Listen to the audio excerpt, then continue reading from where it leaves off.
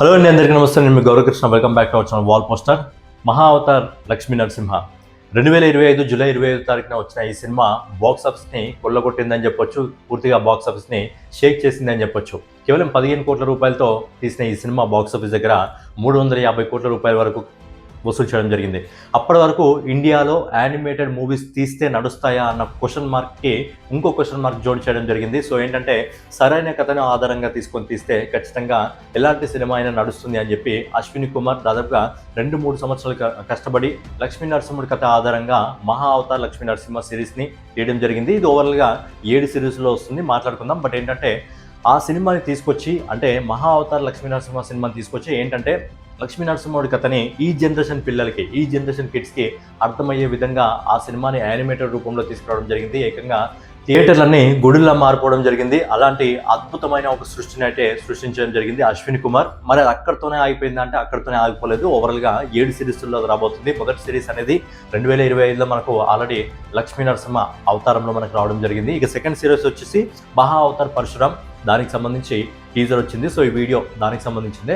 So దాంతోపాటు ఏంటంటే, 2029లో మహా అవతార్ రఘునందన్, 2031లో మహా అవతార్ ద్వారకాధీష్, 2033లో మహా అవతార్ గోకులానంద్, అలాగే 2035-36లో కల్కి పార్ట్ 1, పార్ట్ 2. సో ఇలాంటి అవతారాలతో ఓవరాల్గా 7 సిరీస్లో రాబోతుంది. అయితే ఇప్పుడు మహా అవతార్ పరశురామ్కి సంబంధించి ఒక చిన్న మోషన్ పోస్టర్ లాంటిది రిలీజ్ చేయడం జరిగింది. మహా అవతార్ లక్ష్మీ నరసింహ మనకు చూస్తుంటే ఏ విధంగా అంటే యానిమేటెడ్ మూవీగా కనిపిస్తుంది కొద్దిగా. ఎందుకంటే దాదాపుగా 15 కోట్ల రూపాయలు బడ్జెట్ పెట్టి తీయడం జరిగింది. అండ్ ఎన్నో స్ట్రగుల్స్ పడి అశ్విని కుమార్ గారు ఆ సినిమాని తీయడం జరిగింది. సో ఏంటంటే, కేవలం 15 కోట్ల రూపాయలతో ఆ సినిమా తీసిన దాదాపుగా 350 కోట్ల రూపాయల వరకు ఆ సినిమా వసూలు చేయడం జరిగింది. సో ఇప్పుడు మహా అవతార్ పరశురామ్ కథ ఆధారంగా సెకండ్ సిరీస్ అయితే రాబోతుంది. సో దానికి సంబంధించి మోస్టర్ పోస్టర్ వచ్చింది. మోస్టర్ పోస్టర్కి సంబంధించి మీకు నేను స్క్రీన్ పైన కొన్ని పిక్స్ చేస్తాను చూడండి. ఆ మోషన్ పోస్టర్ చూస్తుంటే ఎక్కడ కూడా ఇందులో నిజంగా ఇప్పుడు మళ్ళీ ఏఐతోనే సినిమా తీస్తున్నారా, లేకపోతే మనుషుల్ని పెట్టి సినిమా తీస్తున్నారా అనే విధంగా ఒకసారి మీకు లెగ్ చూపిస్తున్నాను. లెగ్ చూడండి ఎంత క్లారిటీగా ఉందో. మనకు స్పాట్స్ కానీ ఆ క్రాక్స్ కానీ చాలా అంటే చాలా క్లారిటీగా ఉంది. అండ్ మీరు అనుకుంటుండొచ్చు నిజంగా మనుషుల్ని పెట్టి తీస్తున్నారని. లేదు, మనుషుల్ని పెట్టి తీయట్లేదు. బట్ ఈ జనరేషన్లో ఏఐ ఎంతలా డెవలప్ అయిందో మనందరికీ తెలుసు. ఏఐ ఎలాంటి దాన్ని క్రియేట్ చేయగలుగుతుంది. సో ఏంటంటే, పూర్తిగా మనుషుల్లాగా చూపించడం జరుగుతుంది. వాళ్ళు నిజంగా మనుషులైనా లేకపోతే క్రియేటర్సా, మనం క్రియేట్ చేసిందా అనేది అర్థం కావట్లేదు. సో అంత క్లారిటీగా తీస్తున్నారు. సో మీరు లెగ్ చూసుకున్నట్టయితే చాలా అంటే చాలా క్లారిటీగా ఉంది. అండ్ నెక్స్ట్ పోస్టర్లో హ్యాండ్ కూడా చూసుకున్నట్టయితే హ్యాండ్ స్ట్రక్చర్లో కూడా నిజంగా మనుషులు పెట్టి ఈ సినిమా తీస్తున్నారా అన్న రేంజ్లో అంత ఏఐ అయితే డెవలప్గా అయింది. అండ్ ఫస్ట్ పార్ట్ తీసినప్పుడు ఆయన దగ్గర డబ్బు లేదు. ఆయన పూర్తిగా కొన్ని ఆయనకున్న ఇల్లు ప్రాపర్టీస్ ఏవో అమ్మి ఆ సినిమా తీయడం జరిగింది. బట్ ఏంటంటే, ఇప్పుడు ప్రొడ్యూసర్ సంస్థలు ఆల్రెడీ పార్ట్ 1 ఎంత అద్భుతమైన విజయాన్ని అందుకోవడం జరిగిందో తెలుసు కాబట్టి ఇప్పుడు అంతకంటే అద్భుతమైన విజయాన్ని అందుకోవాలంటే ఖచ్చితంగా బడ్జెట్ని ఇంక్రిమెంట్ చేయాలి. అందుకే చాలా క్లారిటీగా, చాలా అంటే చాలా క్లారిటీగా కనిపిస్తుంది. మీరు ఈ పోర్షన్లో మీరు చూసుకున్నట్టయితే నిజంగా ఒక మనిషి పెట్టి తీస్తున్నారా, నిజంగా ఇది ఎనిమేటెడ్ మూవీనా లేకపోతే మనుషులనే పెట్టి తీస్తున్నారా అన్న రేంజ్లో చాలా క్లారిటీగా, అంటే చాలా క్లారిటీగా విజువల్స్ ఉన్నాయి. అండ్ మెయిన్గా మహా అవతార్ లక్ష్మీ నరసింహ సినిమాలో, ఈ సినిమాలో నాకు నచ్చింది ఏంటంటే బ్యాక్గ్రౌండ్ మ్యూజిక్. ఆల్రెడీ మోషన్ పోస్టర్లో మనకి ఏదైతే బ్యాక్గ్రౌండ్లో మ్యూజిక్ వినిపిస్తుందో ఎక్సలెంట్గా ఉంది. ఆల్రెడీ మహా అవతార్ లక్ష్మీ నరసింహలో ఆ బ్యాక్గ్రౌండ్ మ్యూజిక్ అనేది ఎంతలా థియేటర్ని మొత్తం ఊపేసింది. థియేటర్లు మొత్తము మందిరాలు అయిపోవడం జరిగింది. థియేటర్లో మొత్తము భజనలు చేయడం జరిగింది. అలాంటి రేంజ్లో ఆ సినిమా మొత్తం ఇండియాని షేక్ చేయడం జరిగింది. సో ఇప్పుడు పరశురామ్ సినిమా వస్తుంది 2027లో. సో ఇది కూడా షేక్ చేసే అవకాశం ఉంది. అండ్ పరశురామ్ పేరు మీద ఇంకో సినిమా వస్తుంది, వికీ కౌశల్ మహా అవతార్ అని చెప్పి ఒక సినిమా వస్తుంది. అది కూడా పరశురామ్ కథ ఆధారంగానే రావడం జరుగుతుంది. బట్ బెస్ట్ హోప్ ఏంటంటే, ఆ సినిమా ఈ సినిమాకు ముందే వస్తే బాగుంటుంది. ఎందుకంటే తర్వాత జడ్జ్ చేసే అవకాశం ఉంటుంది. ఈ సినిమాని ఆ సినిమాని కంపేర్ చేసే అవకాశం ఉంటుంది కాబట్టి.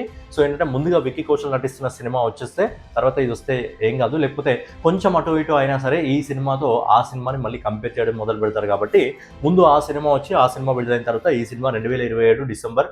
సో మ్యాక్సిమం 2 ఇయర్స్కి ఒకటి, 27, 29 అలా 2 ఇయర్స్కి ఒకటి వీళ్ళు ప్లాన్ చేసుకోవడం జరిగింది. 2035 వరకు మొత్తము 7 సిరీస్లు రావడం జరుగుతుంది. నాకు తెలిసి ఈ 7 సిరీస్లు కలిపి బాక్స్ ఆఫీస్ దగ్గర ఈజీగా 5,000 నుంచి ఒక 7,000, 8,000 కోట్ల వరకు ఈజీగా వసూలు చేసే సత్తా వీటికైతే ఉంది. అండ్ ఇప్పుడు ఈ సిరీస్ ఈజీగా నాకు తెలిసి 1000 కోట్ల వరకు వసూలు చేసే సత్తా ఈ సిరీస్కి ఉంది.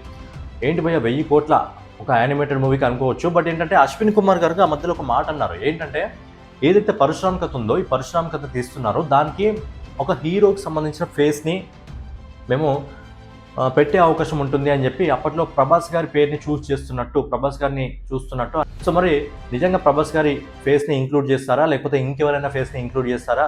మన పాన్ ఇండియా హీరోలు ఇప్పుడు చాలా మంది ఉన్నారు కాబట్టి ఎవరి ఫేస్ని ఇంక్లూడ్ చేస్తారు, కానీ ఎవరిదో ఒక ఫేస్ మాత్రం పెట్టడం ఖాయం. పర్మిషన్ తీసుకుంటారా, మరి దాన్ని ఎలా చేస్తారో ఏంటి అనేది తెలియదు, కానీ యానిమేటెడ్గా మాత్రం టాలీవుడ్కి సంబంధించి ఏదో ఒక హీరోకి సంబంధించి ఆయన దృష్టిలో అయితే ఫస్ట్ పొజిషన్లో అయితే మన ప్రభాస్ గారు ఉన్నారు.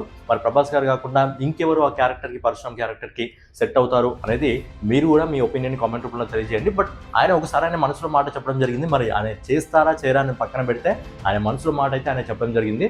బట్ ఆ క్యారెక్టర్కి ఏ హీరో ఫేస్ అటాచ్ చేస్తే పరశురామ్ క్యారెక్టర్కి బాగుంటుంది, అంత గంభీరంగా ఉంటుంది అనేది మీ ఒపీనియన్ కూడా మీరు కామెంట్ రూపంలో తెలియజేయండి. సో 7 సిరీస్ లాగా ఈ సినిమా వస్తుంది కాబట్టి ఈ సినిమా ఏంటంటే ప్రతి సిరీస్ కూడా ఆ స్టామినాను పెంచుకుంటూ పోతుంది కాబట్టి బాక్స్ ఆఫీస్ దగ్గర ఒక 10,000 కోట్లని, ఈ 7 సిరీస్ కలిపి 10,000 కోట్లని వసూలు చేసినా మనము ఆశ్చర్యపోవాల్సిన అవసరం లేదు. సో ఫైనల్గా ఏదన్నమాట వీడియో మీకు నచ్చినట్లయితే ఖచ్చితంగా లైక్ చేసి, కామెంట్ చేసి, సబ్స్క్రైబ్ చేసుకొని పరశురామ్ క్యారెక్టర్కి మన హీరోల్లో ఏ హీరో ఫేస్ అటాచ్మెంట్ చేస్తే బాగుంటుంది అనేది మీ ఒపీనియన్ ఖచ్చితంగా కామెంట్ రూపంలో తెలియజేయండి. నెక్స్ట్ వీడియోలో మళ్ళీ కలుసుకుందాం. వెళ్ళే ముందు వీడియోని లైక్ చేసి వెళ్ళండి.